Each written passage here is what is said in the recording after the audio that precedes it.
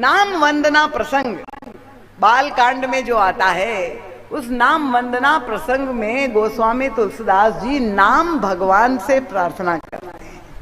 प्रभु त्रेता में तो आपने ताड़का का वध किया, पर आज हमारे पास, क्योंकि भगवान का नाम स्वयं प्रभु का श्री विग्रह है और कलयुग में उसका विशेष फल है, तो वे नाम भगवान से प्रार्थना करते कि प्रभु मेरे अंतःकरण में जो ताड़का, मारीच और सुबाहु है, आप कृपा करके उसका संहार कर दीजिए और समस्या का समाधान कर दीजिए। कौन है ये ताड़का? और तब वे कहते सहित दोष दुख दास दुराशा। ताड़का कौन है? उनका ये दुराशा की वृत्ति ही हमारे अंतःकरण में जो है वो ही ताड़का है। दुराशा का अर्थ आप जानते हैं? नहीं जानते हैं तो आपको जल्दी से समझा दे। 3 शब्द है, आशा, निराशा और दुराशा। सुना है ना, क्योंकि आप लोग सब साहित्यिक है, विज्ञ है। 3 शब्द है। आशा शब्द को समझाने की जरूरत है? कोई आशा देवी बैठी है तो बुरा ना माने। ये आशा सारे दुखों की मूल में जो व्यक्ति अपने जीवन में अनुभव करता है, इस सारे दुख की जड़ क्या है? उनका ये आशा। क्योंकि व्यवहार में जब हम कर्म करते हैं तो हर व्यक्ति शब्द का प्रयोग करता है। घर परिवार में आप देखें, पत्नी को पति से आशा है, पति को पत्नी से आशा है, और जिसको भी आप करें, जिसके लिए भी कुछ करें, तो आप यही कहते हैं भाई, जब आपने किसी के लिए बहुत कुछ किया और आप प्रतिकार में चाहते हैं कि वो भी आशा अंदर से उत्पन्न होती है कि आप भी हमारे लिए इतना करें, हमने आपके लिए इतनी की। और अगर वो आपकी कसौटी पे खरा नहीं हुआ तो आप कहेंगे कि मुझे आपसे ये आशा नहीं थी। तो ये आशा, गोस्वामी तुलसीदास जी ने तो एक दोहा ही लिख दिया दोहावली रामायण में। उनका ये जितने देवी देवता है ना, 33 कोटि सनातन धर्म में, इन सभी देवी देवता से ये आशा देवी जो है ना, वो बिल्कुल अलग है स्वभाव से। क्या स्वभाव में भिन्नता है? इनका तुलसी दुर्लभ देवता, ऐसा दुर्लभ देवता है इनका आशा देवी नाम। क्या उनमें विशेषता है? उनका सेई शोक समर्पई और त्यागे मन अभिराम।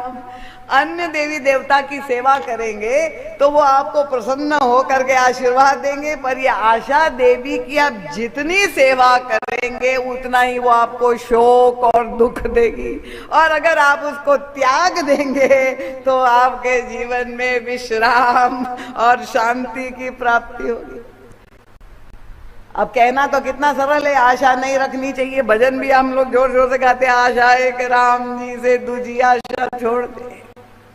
पर क्या आशा छूटती है क्या? कितना ही हम कथा में सुन ले।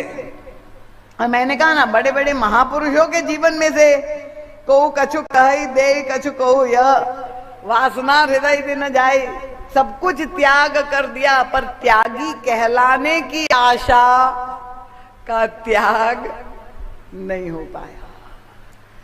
तो बहुत कठिन है इसको। तो फिर क्या करें? हम कहते हैं आशा बहुत बुरी है, कष्ट देने वाली है। तो क्या हम निराश हो जाए?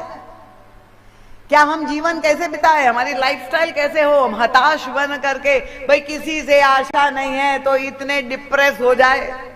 आजकल का यही रोग है। व्यक्ति अवसादग्रस्त, परिवार वाले कोई साथ नहीं दे रहे, डिप्रेशन ही नहीं, अब तो वो सुसाइड भी, आत्महत्या जैसी भी घटना, इतना घोर निराशा में पहुंच गया। तो क्या हमारा शास्त्र हमें कह रहा है कि हमें आशा नहीं रखना चाहिए? तो क्या हम निराश हो के जीवन जिए? नहीं नहीं, सनातन धर्म का चिंतन ऐसा नहीं है। उनका आशा है, आशा रहेगी, वो मिटेगी नहीं, पर इसको एक रूप देना है आशा को। यही पॉजिटिव थिंकिंग, किस तरह से जीवन जीने की कला हमें रामचरितमानस सिखा देती है। आशा सबके हृदय में है, वो मिटने वाली नहीं, भले कितनी आप निंदा करें। तो फिर वो आशा है, संसार से हम रखते हैं, वो निराशा ही मिलती है, तो क्या करें? तो गोस्वामी जी ने प्रभु से प्रार्थना की, उनका एक भरोसो एक बल एक आश विश्वास, स्वाति सलिल रघुवंश मणि चातक तुलसीदास। प्रभु अगर आशा है तो आप ही से हो, भरोसा रखे तो आप ही से रखे। क्योंकि समाज में तो देखते बार बार किसी पे भरोसा रखते, बार बार धोखा होता है। पार्टनरशिप जहां पर व्यापार है तो तुरंत ही पार्टनरशिप टूट गई। जिस पर विश्वास किया उसने धोखा दे दिया, विश्वासघात कर दिया। तो यही तो समाज में अनुभव है। गोस्वामी जी ने कहा अगर ये सारी वृत्ति है, पर किससे जोड़ दे? उनका ईश्वर से जोड़ दे। और उसमें लाभ क्या है? उनका संसार के जितने भी नाते हैं वो सभी धोखा दे सकते हैं, पर एकमात्र ईश्वर ही ऐसा है जो कभी धोखा नहीं देगा। तालियां बड़ी कमजोर है, विश्वास नहीं है क्या आप लोगों को? और तब ये तो ईश्वर की बात हुई, पर समस्या क्या है कि मान लीजिए वो वृत्ति आपकी प्रबल नहीं हो पाई, अब आशा आपकी पूरी नहीं हुई तो आपको दुख हुआ। दुख होना भी स्वाभाविक, पर दूसरा व्यक्ति वो है जो दुखी होके चुपचाप बैठ जाता है, और एक व्यक्ति ऐसा है जिसके हृदय में प्रतिक्रिया उत्पन्न होती है कि उन्होंने अच्छा उसने मेरे साथ ऐसा किया, अब मैं उसका बदला लेकर दिखा दूंगा। अब शत्रुता का भाव आपके अंदर, आपकी आशा पूरी नहीं होने पर आपके मन में विरोध की वृत्ति, उस व्यक्ति को कष्ट देने की वृत्ति, कैसे उनको हानि पहुंचाए, ये वृत्ति जब आपके मन में आ जाए तो समझ लेना कि ताड़का रूपी दुराशा जीवित हो गई। ये है ताड़का, दुराशा की वृत्ति। ऐसी प्रतिक्रिया कि हम अगले व्यक्ति से बदला और विरोध लेने के लिए तुल जाए। और विचित्र बात, गोस्वामी तुलसीदास जी कहते ताड़का जहां पर होगी तो 2 पुत्रों को जन्म अवश्य देगी।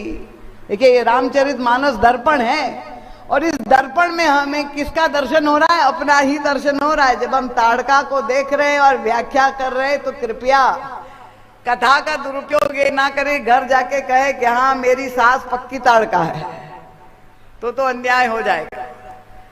ताड़का को खोजना है तो हमारे भीतर खोजना है कि कहीं हमारे अंदर ये वृत्ति तो नहीं है, विरोध और बैर भाव की वृत्ति। क्योंकि विश्वामित्र जी ने अनुभव किया कि जो है विमर्श की वृत्ति, पहले ब्रह्मर्षि जो है कहलाने की आशा वहां से शुरू हुई, उसके पहले कामधेनु नंदिनी की आशा, ये सारी एक के बाद एक प्रतिक्रिया, उस पर कभी वो विजय प्राप्त ही नहीं कर पाए। और दुराशा 2 पुत्रों को जन्म देती है, सुबाहु और मारीच। ये कौन है? वो स्वामी तुलसीदास जी कहते हैं कि सुबाहु दुख का प्रतीक है और मारीच दोष का प्रतीक है।